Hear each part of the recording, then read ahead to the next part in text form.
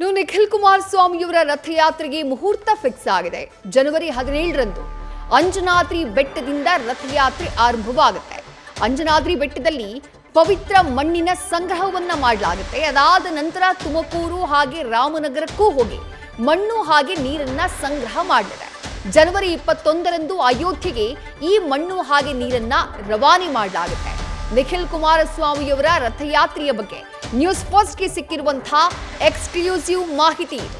ಜನವರಿ 21ನೇ ತಾರೀಕು ಅಯೋಧ್ಯೆಗೆ ಅಂದ್ರೆ ರಾಜ್ಯದಲ್ಲಿ ಸಂಗ್ರಹ ಮಾಡಿದಂತಹ ಮಣ್ಣು ಹಾಗೆ ನೀರನ್ನ ತಲುಪಿಸುವಂತಹ ಕೆಲಸವನ್ನ ಮಾಡಲಾಗುತ್ತೆ. ನಿಖಿಲ್ ಕುಮಾರಸ್ವಾಮಿಯವರ ರಥಯಾತ್ರೆಗೆ ಮುಹೂರ್ತ ಫಿಕ್ಸ್ ಆಗಿದೆ. ಜನವರಿ 17ರಿಂದ ಯಾತ್ರೆ ಆರಂಭ ಆಗೋದು. ಜನವರಿ 17ರಂದು ಅಂಜನಾದ್ರಿ ಬೆಟ್ಟದಿಂದ ಈ ಯಾತ್ರೆ ಶುರುವಾಗುತ್ತೆ. ಅಂಜನಾದ್ರಿ ಬೆಟ್ಟದ ಮೇಲಿರುವಂತಹ ಪವಿತ್ರ ಮಣ್ಣನ್ನ ಸಂಗ್ರಹ ಮಾಡಲಾಗುತ್ತೆ. ದೊಡ್ಡದೊಂದು ತಂಡ ನಿಖಿಲ್ ಕುಮಾರಸ್ವಾಮಿಯವರ ಜೊತೆಗೆ ಈ ಸಂದರ್ಭದಲ್ಲಿ ಇರಲಿದೆ. ಅದಾದ ನಂತರ ತುಮಕೂರಿಗೂ ಕೂಡ ಈ ತಂಡ ತೆರಳುತ್ತೆ, ಹಾಗೆ ರಾಮನಗರಕ್ಕೂ ಕೂಡ ಈ ತಂಡ ತೆರಳುತ್ತೆ. ಎರಡೂ ಕಡೆ ಹೋಗಿ ಮಣ್ಣು ಹಾಗೆ ನೀರನ್ನ ಸಂಗ್ರಹ ಮಾಡುವಂತಹ ಕೆಲಸವನ್ನ ಮಾಡಲಾಗುತ್ತೆ. ಮೊದಲಿಗೆ ಕೊಪ್ಪಳಕ್ಕೆ ಭೇಟಿಯನ್ನ ಕೊಡ್ತಾರೆ. ಆರಂಭ ಆಗೋದಲ್ಲಿಂದ ಜನವರಿ 17ನೇ ತಾರೀಕು ಅಂಜನಾದ್ರಿ ಬೆಟ್ಟಕ್ಕೆ ನಿಖಿಲ್ ಕುಮಾರಸ್ವಾಮಿ ಭೇಟಿ ಕೊಡ್ತಾರೆ.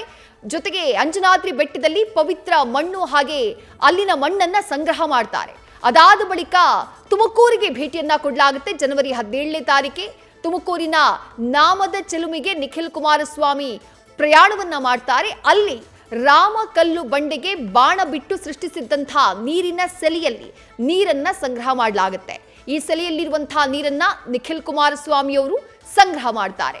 ಅದಾದ ಬಳಿಕ ಅದೇ ದಿನ ಜನವರಿ 17ನೇ ತಾರೀಕು ರಾಮನಗರಕ್ಕೆ ನಿಖಿಲ್ ಕುಮಾರಸ್ವಾಮಿಯವರ ರಥಯಾತ್ರೆ ರೀಚ್ ಆಗುತ್ತೆ. ಆವತ್ತು ರಾಮನಗರ ಚಾಮುಂಡೇಶ್ವರಿಯನ್ನ ತಲುಪಲಿದೆ ಈ ರಥಯಾತ್ರೆ. ಒಂದಿನ ಪೂರ್ತಿ ಅಲ್ಲೇ ಇರ್ತಾರೆ ನಿಖಿಲ್ ಕುಮಾರಸ್ವಾಮಿಯವರು. ರಥಯಾತ್ರೆಯನ್ನ ಅಲ್ಲೇ ನಡೆಸ್ತಾರೆ. ರಾಮನಗರದ ರಾಮದೇವರ ಬೆಟ್ಟಕ್ಕೆ ಪ್ರಯಾಣಿಸಿ ಅಲ್ಲಿ ರಾಮ ತೀರ್ಥವನ್ನ ಸಂಗ್ರಹ ಮಾಡಲಾಗುತ್ತೆ.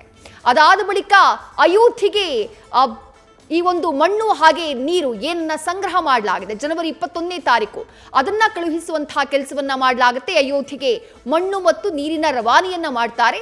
ರಾಮಲಲ್ಲಾ ಪ್ರತಿಷ್ಠಾಪನೆಯ ದಿನ ಪೂಜಾ ಕೈಂಕರ್ಯಗಳಿಗೆ ಇದನ್ನ ಬಳಕೆ ಮಾಡುವಂತಹ ಕೆಲಸ ಮಾಡಲಾಗುತ್ತೆ.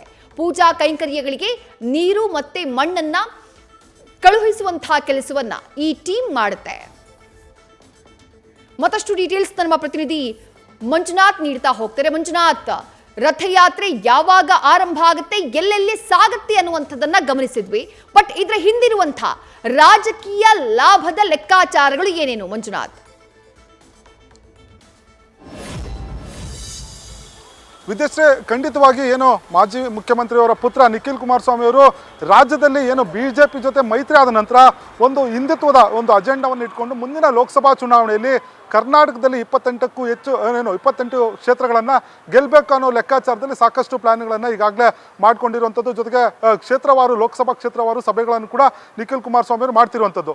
ಇನ್ನು ಪ್ರಮುಖವಾಗಿ ಏನು ಪ್ರಧಾನಿ ನರೇಂದ್ರ ಮೋದಿ ಅವರು ದೇಶದಲ್ಲಿ ಏನು ರಾಮ ಮಂದಿರವನ್ನು ನಿರ್ಮಾಣ ಮಾಡುವ ಮೂಲಕ ಹಿಂದೂ ಒಂದು ರಾಷ್ಟ್ರ ಅಂದರೆ ಹಿಂದುತ್ವ ಅನ್ನೋ ಒಂದು ಅಜೆಂಡವನ್ನು ಇಟ್ಕೊಂಡು ಹೋಗ್ತಾ ಇದ್ದಾರೆ. ಆ ಒಂದು ಅಜೆಂಡವನ್ನು ಕರ್ನಾಟಕದಲ್ಲಿ ಕೂಡ ಪ್ಲಸ್ ಮಾಡ್ಕೊಳ್ಳೋದಕ್ಕೆ JDS ನಾಯಕರು ಮುಂದಾಗಿರುವಂಥದ್ದು. ಅದರಲ್ಲೂ ಕೂಡ ಹಳೆ ಮೈಸೂರು ಭಾಗದಲ್ಲಿ ಹಿಂದುತ್ವದ ಅಜೆಂಡವನ್ನು ಇಟ್ಕೊಂಡು ಹಳೆ ಮೈಸೂರು ಭಾಗದಲ್ಲಿರುವಂಥ 8 ಕ್ಷೇತ್ರಗಳಲ್ಲಿ JDS ಮತ್ತು BJP ಕ್ಷೇತ್ರ ಒಂದು ಏನು ಮೈತ್ರಿ ಅಭ್ಯರ್ಥಿಗಳನ್ನು ಗೆಲ್ಲಿಸ್ಕೊಳ್ಳೋದಕ್ಕೆ ಈಗಾಗಲೇ ಪ್ಲಾನ್ಗಳನ್ನು ರೂಪಿಸ್ಕೊಂಡಿರುವಂಥದ್ದು.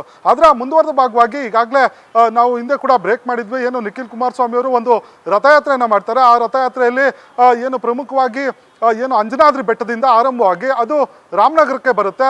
ಆ ರಾಮನಗರದಿಂದ ಅದು ನೇರವಾಗಿ ಅಯೋಧ್ಯೆಗೆ ಒಂದು ತೀರ್ಥ ಮತ್ತು ಅಥವಾ ನೀರು ಮತ್ತು ಮಣ್ಣನ್ನು ಕಳಿಸೋದಕ್ಕೆ ಈಗಾಗಲೇ ಪ್ಲಾನನ್ನು ಮಾಡ್ಕೊಂಡಿರುವಂಥದ್ದು. ಇದೇ ಜನವರಿ 17ರಂದು ಈ ಒಂದು ರಥಯಾತ್ರೆ ಆರಂಭ ಆಗುತ್ತೆ. ಅಂಜನಾದ್ರಿ ಒಂದು ಬೆಟ್ಟಕ್ಕೆ ನಿಖಿಲ್ ಕುಮಾರಸ್ವಾಮಿ ಅವರು ಭೇಟಿ ಕೊಟ್ಟು ಅಲ್ಲಿ ಒಂದು ಮಣ್ಣನ್ನು ದೇವರನ್ನು ದರ್ಶನ ಮಾಡಿ ಅಲ್ಲಿ ಮಣ್ಣನ್ನು ಸಂಗ್ರಹ ಮಾಡ್ತಾರೆ. ಅಲ್ಲಿಂದ ನೇರವಾಗಿ ತುಮಕೂರು ಜಿಲ್ಲೆಯಲ್ಲಿರುವಂಥ ನಾಮದ ಚಿಲುಮೆ ಈ ಒಂದು ಪ್ಲೇಸ್ಗೆ ವಿಸಿಟ್ ಮಾಡ್ತಾರೆ. ಅಲ್ಲಿ ರಾಮ ವನವಾಸ ಸಂದರ್ಭದಲ್ಲಿ ತಮ್ಮ ಒಂದು ನಾಮವನ್ನು ಇಟ್ಕೊಳ್ಳೋದಕ್ಕೆ ಒಂದು ಏನು ನೀರು ಇರೋದಿಲ್ಲ. ಆ ಸಂದರ್ಭದಲ್ಲಿ ಕಲ್ಲುಗಳಿಗೆ ಒಂದು ತನ್ನ ಬಾಣವನ್ನು ಬಿಟ್ಟು ಒಂದು ಸೆಲೆಯನ್ನು ಸೃಷ್ಟಿ ಮಾಡಿರ್ತಾರೆ, ಅಲ್ಲಿ ನೀರನ್ನು ಸಂಗ್ರಹ ಮಾಡ್ತಾರೆ. ನಂತರ ರಾಮನಗರಕ್ಕೆ ಬಂದು ಅಲ್ಲಿ ಚಾಮುಂಡೇಶ್ವರಿ ದೇವಸ್ಥಾನ ಇದೆ, ಅಲ್ಲಿ ಒಂದು ಏನು ದೇವೇಗೌಡರು ಲೋಕಸಭಾ ಚುನಾವಣೆ ಸಂದರ್ಭದಲ್ಲಿಂದ ಕೂಡ ಇಲ್ಲಿವರೆಗೂ ಕೂಡ ಆ ಒಂದು ದೇವರ ಮೇಲೆ, ಚಾಮುಂಡೇಶ್ವರಿ ಮೇಲೆ ಸಾಕಷ್ಟು ನಂಬಿಕೆಯನ್ನು ಇಟ್ಕೊಂಡಿದ್ದಾರೆ.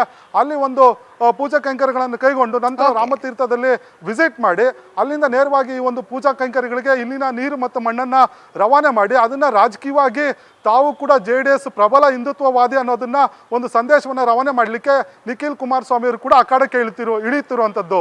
ವಿದ್ಯಾಶ್ರೀ, ಥ್ಯಾಂಕ್ ಯು ಮಂಜುನಾಥ್ ತಮ್ಮೆಲ್ಲ ಡೀಟೇಲ್ಸ್ಗೆ. ನ್ಯೂಸ್ ಫಸ್ಟ್ ನಿರ್ಭೀತಿಯಿಂದ ನಿಮ್ಮ ಪರವಾಗಿ.